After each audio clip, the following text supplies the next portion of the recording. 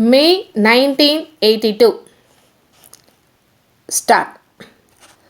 I am speaking to you over the radio after a long time. There are many things that I should like to talk about, as much has happened during this interval. But today I shall speak to you chiefly about our food situation. I should have preferred to do so after 1 or 2 weeks, when perhaps I could have given you more facts. Our food minister is touring the states in order to discuss with the state ministers so that he can take personal stock of the situation and decide about the steps to be taken. He has not yet finished his survey of the situation, so I cannot for the present talk to you in detail.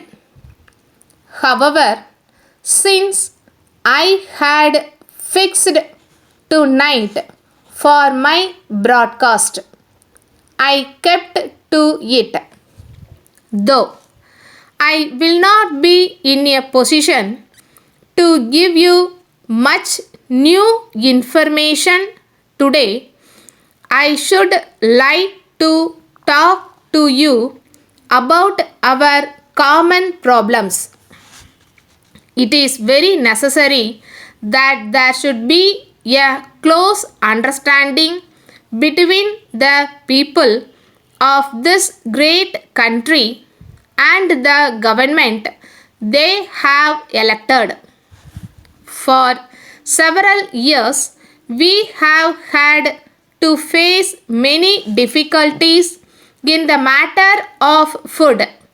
The last great war, the partition of India, natural disasters in the shape of floods and drought, and the growing population created a heavy deficit of food in the country.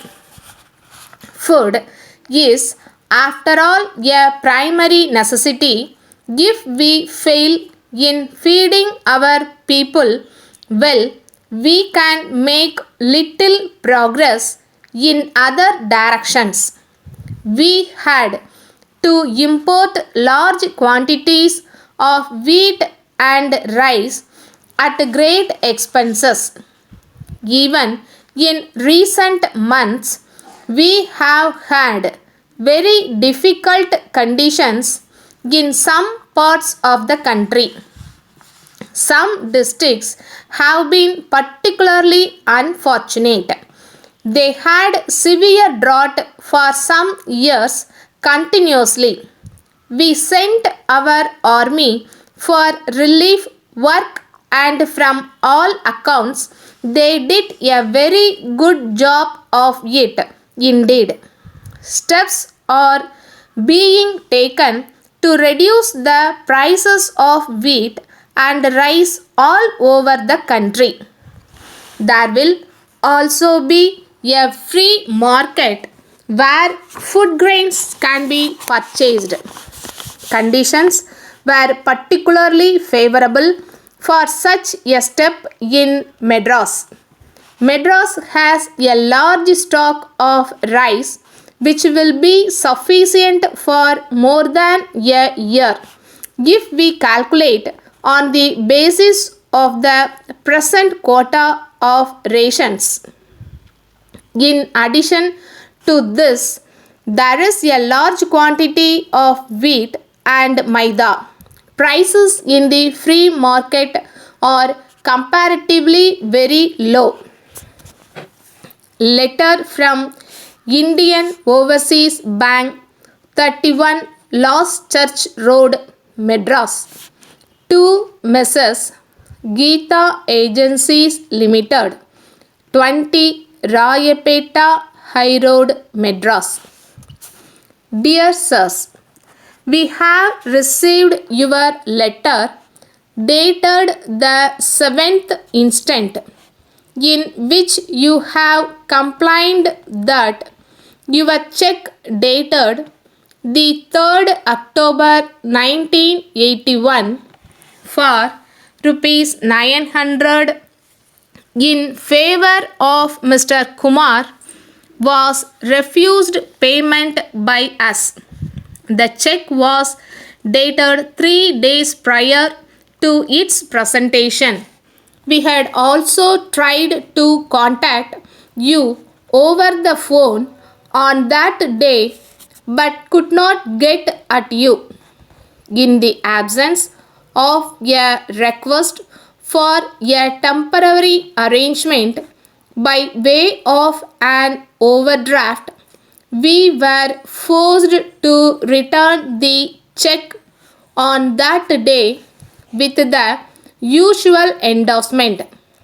We feel very sorry indeed for what has happened. We hope that you will give your full consideration to our explanation and request you to continue to have your account with us as usual, assuring you of our best services.